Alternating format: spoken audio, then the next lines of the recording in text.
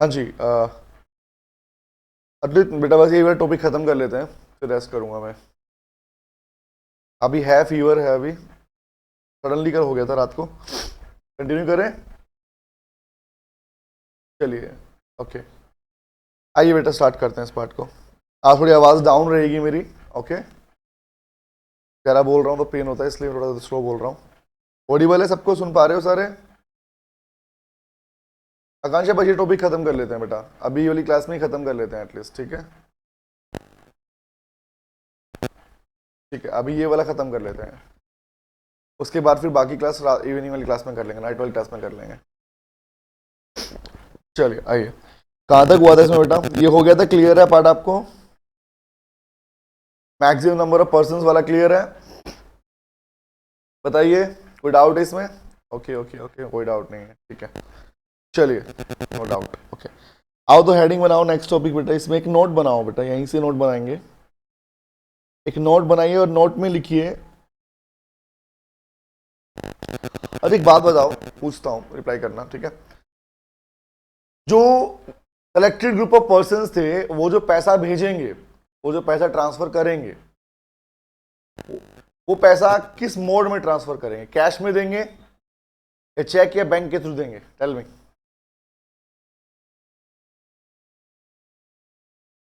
अनुतेज bank.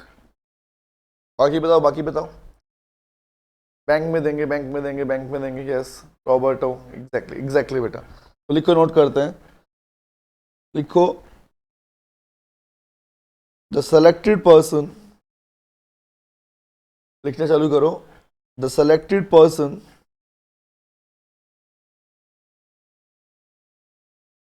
Under the private placement. एक बात मैंने आपको कल भी बताई थी, याद करो पार्ट, कि जैसे शहजादा शाह, शहजादा, ओके, शहजादा शाह। चलो सुनो, एक बात कल भी मैंने बताई थी आपको, जिस तरह से पब्लिक इश्यू के केस में भी एप्लीकेशन अलॉटमेंट वाला पार्ट दिया जाता है, सेम उसी तरह से यहां भी एप्लीकेशन अलॉटमेंट की बातें होती हैं। मतलब प्राइवेट प्लेसमेंट में भी पहले एप्लीकेशन मनी लिया जाता है, उसके बाद में सिक्योरिटी अलॉट की जाती है। ओके, अभी प्रेस्क्राइब मोड में उसको भी मेंशन किया जाता है बेटा कि बैंक में चेक के थ्रू या बैंक के चैनल के थ्रू देते हैं पेमेंट, कैश में पेमेंट कभी नहीं होती। ठीक है, ओके। तो लिखते हैं, the selected group of person under the private placement, देखो, call make the payment, call make the payment only in the first word cheque के अंदर। नंबर 2, डिमांड ड्राफ्ट, डीडी बोलते हैं ना, डिमांड ड्राफ्ट में। Number 3, any other banking channel, RTGS हो गया, NEFT हो गया, एनी अदर बैंकिंग चैनल। पर कोई पूछे आपसे कि मान लो एमसीक्यू पूछ लिया, ये बताओ कैश में पेमेंट दे, कैश में पेमेंट मान्य हो गया का? Answer is no. हाँ देव, हम रिकॉर्डिंग ऑन है बेटा, लेकिन रिकॉर्डिंग ज़्यादा अच्छी हो नहीं पाएगी। चलो कोई नहीं, कंटिन्यू करते हैं। थर्ड लिखो, but not in cash, but cash के फॉर्म में नहीं हो सकता, याद रखना। प्राइवेट प्लेसमेंट में जो पैसा, अब तुम्हें कैश देने थोड़ी आएंगे पैसा, वो सोच के देखो, think about once again. Cash में पेमेंट थोड़ी देने आएंगे भैया, कैश का क्या हिसाब? रिकॉर्डिंग का मेंटेन, रिकॉर्ड का मेंटेन होता है। अगर चेक के थ्रू दिया, डिमांड ड्राफ्ट के थ्रू दिया, या किसी भी बैंक मोड को यूज किया, बैंक के किसी भी चैनल को यूज किया, उस केस में ये एक मोड है। क्लियर, लॉ ने क्लियर मना कर दिया कि प्राइवेट प्लेसमेंट का पैसा कभी भी कैश में दिया नहीं जाएगा। एक नोट नंबर और बनाओ बेटा, याद रहेगी बात आपको।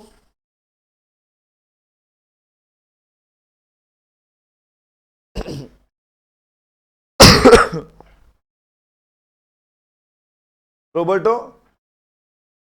यूपीआई तभी तक बोलेंगे कोई, सुनते हैं रोबर्टो, यूपीआई जो मोड है, या आपके पास एप्लीकेशन मोड है बेटा, ये कंटिन्यू नहीं होता। नॉर्मली ध्यान रखना, पैसा कभी यूपीआई के थ्रू नहीं आता। एक बात बता रोबर्टो, क्या 5,000 रुपए भेज रहे हैं क्या? करोड़ों रुपए का ट्रांजेक्शन यूपीआई में होगा रोबर्टो? इज इट सो? सोच के देख। करोड़ों रुपए का ट्रांजेक्शन क्या यूपीआई के थ्रू होगा? नहीं ना, तो इसलिए वो लेके चलेंगे। ओके, तो बैंकिंग चैनल को यूज किया जाता है। एग्जांपल से मान लो मैं कहता हूं कि एनईएफटी है, कहता हूं आरटीजीएस है, या और भी कोई बैंकिंग चैनल को यूज किया जा सकता है इसके अंदर। ठीक है, नेक्स्ट नोट लिखो। नोट में ये है बेटा कि कंपनी को रिकॉर्ड करना पड़ता है क्या? अब बात करते हैं। देखो, the company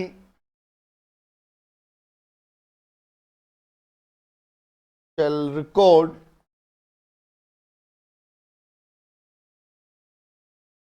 the account details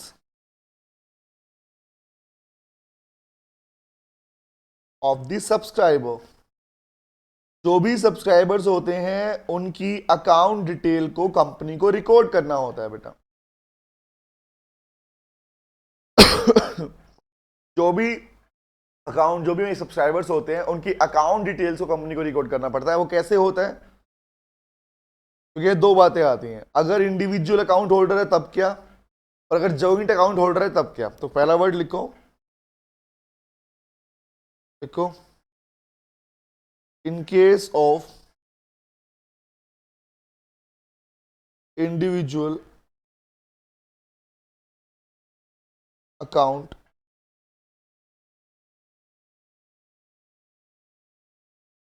लिखो, the person, the name of the person, the name of the person, कौन सा? That is account holder,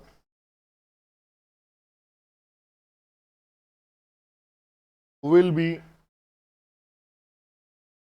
treated as, भैया जिस अकाउंट से पैसा भेजोगे वही कहलाएगा सब्सक्राइबर। ऐसा नहीं है कि मैं सिंपल सी बात मैं कहता हूं, मान लो एग्जांपल सुना, ऐसा नहीं है कि मान लो सब्सक्राइब मैं कर रहा हूं, प्राइवेट प्लेसमेंट का पार्ट मेरा था, लेकिन मैंने पैसा कहा कि आकांक्षा आप भेज दो, निधि आप भेज दो। ठीक है, ओके, तो ऐसा कभी भी नहीं होगा। अगर ऐसा हुआ, सिंपल सी बात क्या बोला, सब्सक्राइबर जो है उसी के अकाउंट से पैसा आना चाहिए, उसी का नाम रिकॉर्ड किया जाएगा। नंबर 2 आता है कि अगर बात कहानी किसकी है, इन case of joint account holder, in case of joint account, तो बेटा जॉइंट अकाउंट मतलब एक से ज्यादा अकाउंट होल्डर है, तो उस केस में बताओ सब्सक्राइबर कौन बनेगा? टेल मी, जवाब दो। My question from you, in case of joint account, अगर जॉइंट अकाउंट है बैंक के अंदर तो कौन पर्सन सब्सक्राइबर कहलाएगा?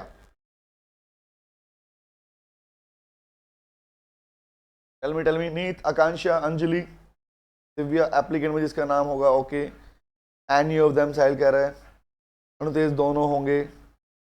देवम दो इशू रिप्लाई करो बेटा, अनुतेज, अतुलित, पूर्वी, निधि, प्रतीक्षा, रिया बेटा रिप्लाई करो, रोबर्टो, साहिल, जिसका नाम होगा, जिसका नाम होगा, जिसका नाम होगा। नाम तो सबके हैं बेटा उसमें, सारे लोग सब्सक्राइबर कहलाएंगे। Is it so? Joint account holder में जिसका प्राइमरी बैंक अकाउंट में नाम होगा। वेरी गुड देवम, बहुत बढ़िया, बहुत बहुत बहुत बढ़िया, एग्जैक्टली। तो लिखो बेटा, तो इसलिए लो थोड़ा ट्रिकी चलता, ठीक है, ओके। नॉर्मल हम जानते हैं सारे सारे होंगे, लेकिन ऐसा नहीं होता। क्या बोलते हैं? लिखो, the name of the first, the name of the first account holder, जिसका नाम सबसे पहले होगा वो कहलाएगा subscriber. Holder shall be recorded as subscriber। याद रखना, जॉइंट अकाउंट होल्डर में सारे के सारे नहीं, जिसका नाम सबसे पहले होता है वो वाले पर्सन। क्लियर रहेगी बात? तो बैंक में आप जाते हो तो वहां पे आपने कभी बैंक का अगर फॉर्म भरा है, अकाउंट खुलवाया अपना, उसमें आपको जो फॉर्म दिया जाता है उसमें एक ऑप्शन और भी होता है। क्या आप जॉइंट अकाउंट खोलना चाहते हो? क्या तुम बोल बेटा? सर मान लीजिए जो जब ये प्राइवेट प्लेसमेंट का एप्लीकेशन फॉर्म जो होगा, इसमें जब हम नाम भरते हैं तो किसी एक का ही नाम भरेंगे ना? नहीं, ठीक है। इसमें नहीं सर, प्राइवेट प्लेसमेंट के टाइम पे जो ये एप्लीकेशन फॉर्म होता है, उसमें जो नाम होगा सर वो तो किसी सब्सक्राइबर का होगा जो पहले से सिलेक्टेड होगा। लेकिन उसका मान लीजिए जॉइंट अकाउंट है, लेकिन उसका प्राइमरी अकाउंट होल्डर का नाम वो प्राइमरी में नहीं है, तो क्या वो वैलिड नहीं होगा? नहीं, तो वो किसके नाम पे सुन जाएगा सुन फिर? सुन एग्जाम्पल मैं कहता हूँ, हम सारे के सारे लोग हैं तुलित, ठीक है, ओके, हम सबका एक ठीक है कॉमन अकाउंट बना हुआ है सबका, और किसी कंपनी ने हमें चूज किया कि काम करो सर, आपको चूज किया गया है प्राइवेट, एग्जांपल मान लो हमको ना, हम इंडिविजुअल नहीं, हम बिजनेसमैन है, एग्जांपल सोच, ठीक है, we are running a business और हम किसी कंपनी में पैसा इन्वेस्ट करने वाले हैं as a private placement, okay. तब मुद्दा यह आएगा कि सर हम लोगों में से किस पर्सन को ट्रीट किया जाएगा सब्सक्राइबर, बेशक हमारी कंपनी ने पैसा दिया उसको, बेशक हमारा बिजनेस वहां पर प्राइवेट प्लेसमेंट के थ्रू पैसा इन्वेस्ट कर रहा है, लेकिन क्वेश्चन ये निकलता है हु आउट ऑफ अस, कौन सा पर्सन हम में से सब्सक्राइबर के रूप में रिकॉर्ड किया जाएगा, इस पर्सन का नाम मेंशन होगा जब पेमेंट होगा। ये किस लिए पता है, ध्यान से सुनना, ध्यान से, ये दोनों प्रोविजन किस लिए है पता है, जब पेमेंट की जाती है बैंक के थ्रू तो उस बैंक वाले पार्ट के अंदर किस पर्सन का नाम रिकॉर्ड होता है कंपनी के पास में। इट डजंट मीन, देखो सब्सक्राइबर तो मैं और तुम नहीं है ना बेटा, हमारा बिजनेस सब्सक्राइबर है। एग्जांपल मान लो इंडिविजुअल के लिए बात बोल दी कि अगर इंडिविजुअल था वही सब्सक्राइबर कहलाएगा, ये बात तब बोलिए अगर अकाउंट जॉइंट अकाउंट में लेके बैठे हो तो उस केस में किस पर्सन का नाम रिकॉर्ड करेगी कंपनी सब्सक्राइबर के रूप में, ये इतनी सी बात है। तो जिसका किसका, हम में से जिसका नाम सबसे पहले होगा अकाउंट के अंदर, एग्जांपल मान लो मैं कहता हूं अतुलित, मैं मेन था, मुझे हमें सेलेक्ट किया गया था, लेकिन तुम्हारा नाम सबसे पहले था एग्जांपल अकाउंट के अंदर, तो तुम क्या कहलाओगे बेटा, तुम्हारा नेम रिकॉर्ड करेगी कंपनी एज ए सब्सक्राइबर, याद रहेगी बात? Yes sir. ठीक है, क्लियर हो गया, आगे आओ बेटा। अब हेडिंग बनाओ, एंड दिस हेडिंग इज, कहां तक बनाया था हमने हेडिंग, ABCD हो गया था, C तक हो गया था ना, ठीक है। आइए डी पार्ट की ओर, D part is very very very very very important बेटा, नोट करें, हेडिंग बनाओ, लिखो अलॉटमेंट ऑफ सिक्योरिटीज, हेडिंग बनाओ allotment of securities under private placement, through private placement. अब भाई सिक्योरिटी दी है तो सर ऐसे अकाउंट होल्डर का नाम और सब्सक्राइबर का नेम अलग हो सकता है, हाँ आकांक्षा हो सकता है बेटा, yes Yash Akanksha, in case of joint account holder अलग हो सकता है।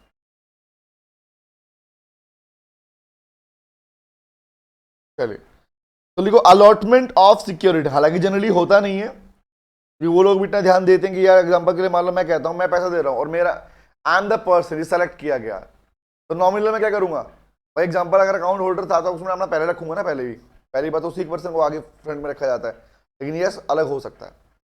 आगे आइए गाइज, टॉपिक का नाम है allotment of securities, actually private placement का ही पार्ट है, मैंने इसको पार्ट नंबर डी का नाम दे दिया ताकि आपको समझ में रहे कि अच्छा पार्ट नंबर डी पढ़ रहे हो, सेम पार्ट नहीं है। आइए, अभी तक जो बातें आप लोगों ने की वो थी कि सर प्राइवेट प्लेसमेंट कैसे होती है, दूसरी बात हमने पढ़ी प्राइवेट प्लेसमेंट एप्लीकेशन कैसे होती है, फिर मैक्सिमम नंबर ऑफ पर्सन कौन कौन से होंगे, अभी अकाउंट की बात की, अब बात आती है कि इसकी सिक्योरिटीज को अलॉट करने को लेकर क्या प्रोविजन है। यहाँ पे तो ध्यान रखना, पब्लिक इशू नहीं पढ़ रहे हो आप, प्राइवेट प्लेसमेंट में भी सिक्योरिटीज को अलॉट किया जाता है, क्योंकि आपके पास जो पैसा आएगा उसके बाद मुद्दा आता है कि भैया इस काम करो, इसको अलॉट करो। आप तो मुद्दा ये पढ़ते हैं, रीडिंग करते हैं, नोट करते हैं, पहले काम करते हैं, एक सेकेंड नोट कर लिया आप लोगों ने, लाइन लिख लिया आप लोगों ने वाला पार्ट, अच्छा ठीक है, एक नोट बनाओगे, ये मेंशन कर लिया कोई दिक्कत नहीं है, एक नोट बना लो बेटा, मेक ए नोट है, कहीं भी बना लो नोट बना लो, एक नोट लिखो। नोट ये है बेटा कि ये नोट सेम आप पहले भी पढ़ चुके हो, रिपीट कर देता हूं कौन सा नोट है। तुम बताओ मुझे, जो पैसा एप्लीकेशन मनी के थ्रू आ रहा है, जो पैसा एप्लीकेशन मनी के थ्रू आ रहा है, उस पैसे को कहां पर रखा जाता है, tell me. Separate bank account में, इसमें कंपनी के बैंक सेपरेट अकाउंट में। कंपनी के और सेपरेट बैंक अकाउंट में, separate account separate bank account, exactly, schedule bank में वेरी गुड बेटा, क्या ने रिप्लाई किया, रोबर्ट ने रिप्लाई किया, अरे लाइको सेपरेट अकाउंट किसका, of schedule commercial, schedule bank, याद आएगा, शेड्यूल कमर्शियल बैंक में, यस सर, नोट करो लिखो, Indian overseas bank, yes, all the money received, all the money received on application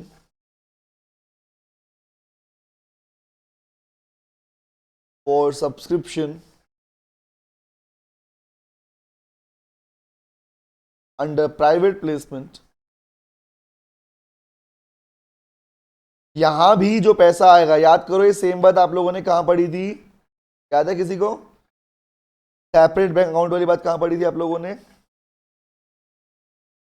tell me application money sir जब पढ़े थे तब पब्लिक ऑफर में। एग्जैक्टली तो वहां भी प्रोविजन था, यहां भी प्रोविजन। यहां देखो securities to be dealt on stock exchange, याद है यह बात, है ना? Yes sir. अब एक मुद्दा आता है यहाँ पे कि लिखो, फर्स्ट लिखो क्या होगा, ये पैसा जो आएगा पूरा पैसा, कह रहा भैया ये जो पैसा आपके पास में आ रहा है ना, सारा मनी जो रिसीव कर चुके हो, लिखो शैल बी, सेम लाइन, बस यहां पर एक प्रोविजन बदल जाएगा बेटा, shall be capped into A separate bank account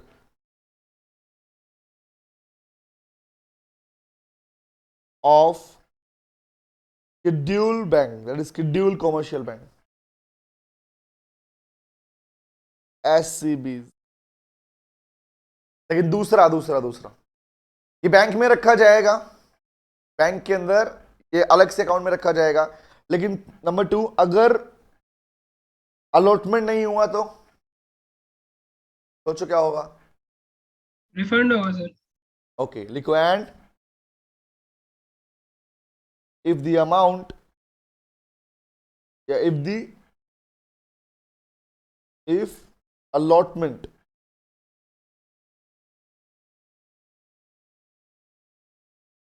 is failed, then company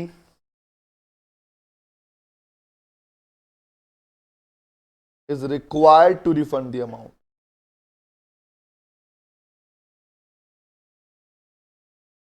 company को पैसा वापस करना पड़ेगा बेटा, याद रहेगी ये बात। ये सेम पार्ट हम पहले भी पढ़ चुके हैं, एग्जैक्टली। आगे बढ़े, चलिए। हेडिंग है अलॉटमेंट ऑफ सिक्योरिटीज, लिखना चालू करो बेटा इसमें।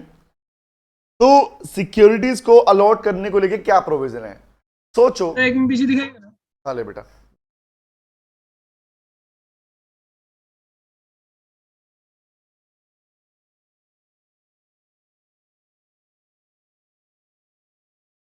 Yes sir.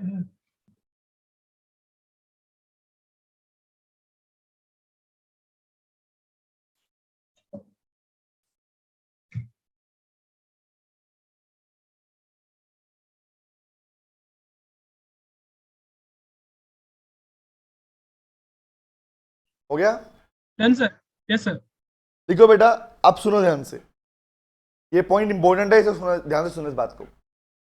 कितने दिन में, that is in how much time we can say, अगर कंपनी को प्राइवेट प्लेसमेंट करना था, एप्लीकेशन मनी आ चुका था और अब उसे अलॉटमेंट करना है, तो कितने दिनों में अलॉटमेंट किया जाएगा? सिक्योरिटीज कितने दिन में अलॉट हो जानी चाहिए? रिया यस करेक्ट, 60 डेज बेटा। 15 डेज में रिफंड होता है बेटा। 60 तो लिखो द कंपनी, सर ये शुरू से 60 था या ये चेंज हुआ है? चेंज बेटा, पहले 30 थी ना? हाँ, इज रिक्वायर्ड टू, वो बेटा उसमें अलॉटमेंट वाले पार्ट में आता है ना, उसका पार्ट भी तो है उसमें, तो वही लिखते हो आप लोग सिक्योरिटीज वाले में, पब्लिक इशू वाले में। तो the company is required to allot the securities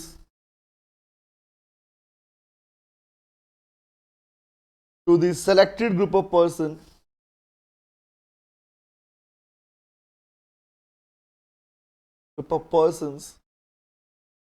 within 60 days of receiving the application money। Neat बेटा कंफ्यूजन अगर देखो 30, 60, 90 में नीट, मैंने इसीलिए आपको बोला बेटा टॉपिक वाइज पार्टीशन बनाओ ना, पार्टीशन कि प्राइवेट प्लेसमेंट में अलग याद रखो, पब्लिक ऑफर में अलग याद रखो, मिक्स मत करो उसको, ठीक है। और इसके लिए चेन बना लो ना, एग्जांपल एक चार्ट बना लो, चार्ट में लिख लो पब्लिक इश्यू में इतने दिन ये पनिशमेंट, रिमेंबर प्राइवेट प्लेसमेंट में इतने दिन ये पनिशमेंट, ऐसे लिख लो। 60 days of receiving the application money,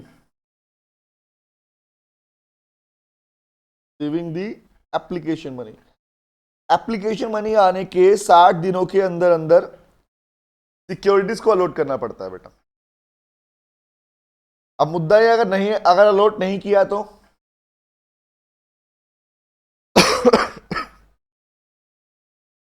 देखो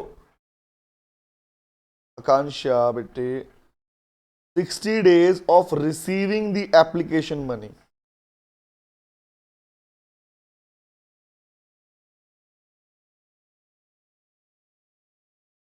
ठीक है, ओके। नंबर 2, अगर नहीं अलॉट नहीं किया तो क्या करोगे, रिफंड करना पड़ेगा, कितने दिन में, 15 days। यस वेरी गुड, अरे वाह वाह वाह वाह वाह, बहुत बढ़िया, लाजवाब बेटे। लिखो, ठीक है, if the company is failed to allot the securities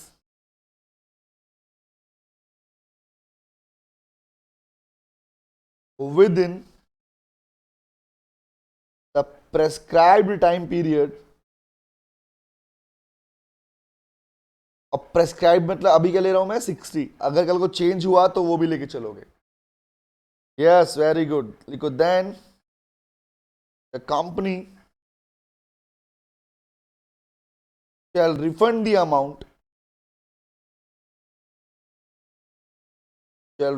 amount, in the next 15 days, अगले 15 दिनों में उसे पैसा रिफंड करना पड़ेगा। मतलब करना पड़ेगा, वो भी कब, after the expiry of 60 days।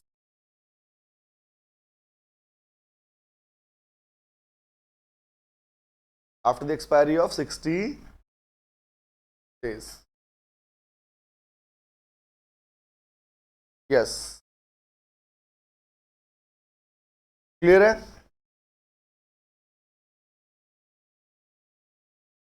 अच्छा अगला मुझे ये बताओ, यस सर क्लियर है। नेक्स्ट मुझे ये बताओ बेटा कि अगर मान लीजिए मैं कहता हूं कि कंपनीज जो शेयर अलॉट कर रहे हो, सिक्योरिटी अलॉट करनी पड़ रही है उसको, या अलॉट करना पड़ रहा है, अगर उसने रिफंड नहीं किया तो क्या, देखो बात सुनना सर, अलॉट करना पड़ेगा 60 दिनों के अंदर, ठीक है, अलॉट नहीं किया तो रिफंड करना पड़ेगा 15 डेज के अंदर। अब मैंने कहा 15 डेज में भी रिफंड नहीं किया तो क्या, again the company fail to refund the amount within, NCLT action लेगा, फाइन विद, वेरी गुड शहजादा, वेरी गुड बेटा, बहुत बढ़िया रिया, इंटरेस्ट फाइन होगा जो इंटरेस्ट, नो बेटा फाइन अभी नहीं है इसमें, वो प्रोविजन पहले बोलता है कि फंड नहीं दोगे तो अब इंटरेस्ट पे करना पड़ेगा। लिखो देखो, if the company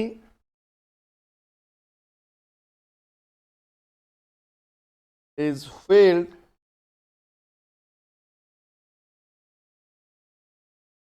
to refund the amount, yes, refund the amount, because the company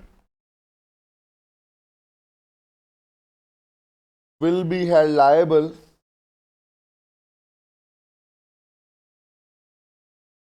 to pay an interest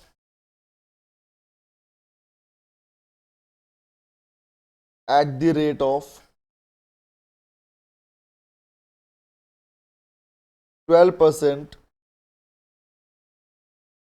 per annum, 12% के हिसाब से उसे इंटरेस्ट पे करना पड़ेगा बेटा। यस, रिक्वायर्ड टू पे एन इंटरेस्ट अमाउंट, यस बेटे।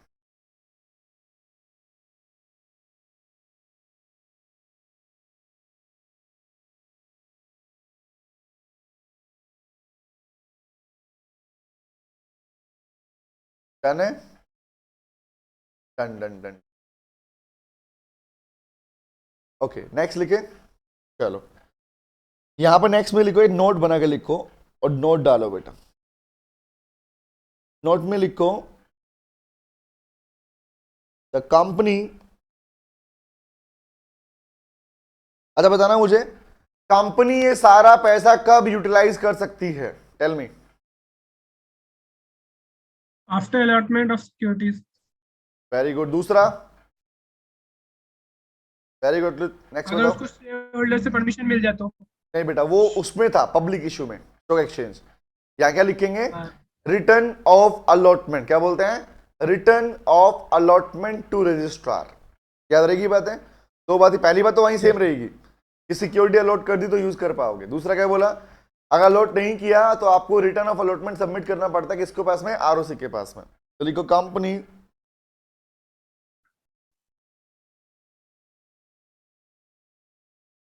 because the company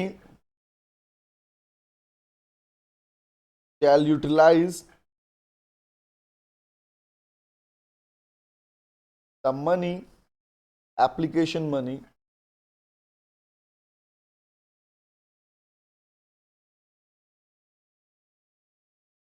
कब लिखो, only,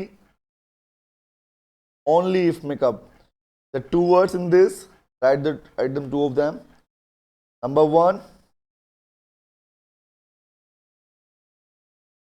one,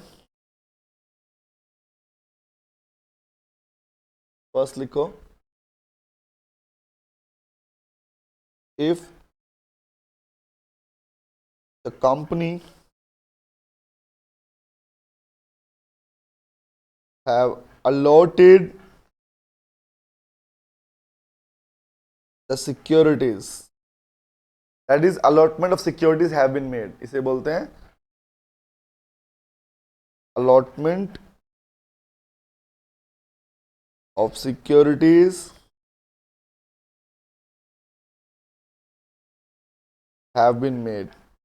दूसरा इंपॉर्टेंट है ये, क्योंकि ये सेम पॉइंट तो वहां भी था,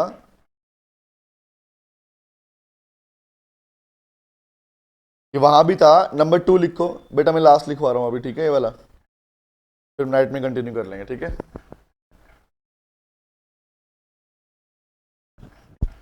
ओके, नंबर 2 लिखो, ये दोगे कौन सा, कंपनीज ने सिक्योरिटी अलॉट कर दी। दूसरा इंपॉर्टेंट है इसमें, दूसरा इंपॉर्टेंट है, लिखो ओनली इफ,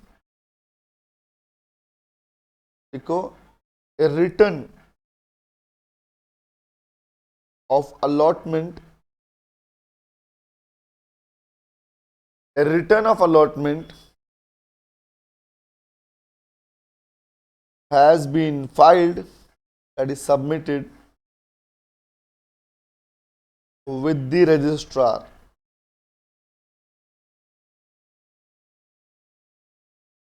रजिस्ट्रार को आपने अलॉटमेंट की रिटर्न, देखो अलॉट किया, मान लिया भाई, एक बात बताओ, छोटी सोच के देखना, आपने अलॉटमेंट कर दिया, सिक्योरिटी अलॉट कर दी, ठीक है कर दी, बट कैसे पता चलेगा अलॉट हुई है नहीं हुई, टेल मी।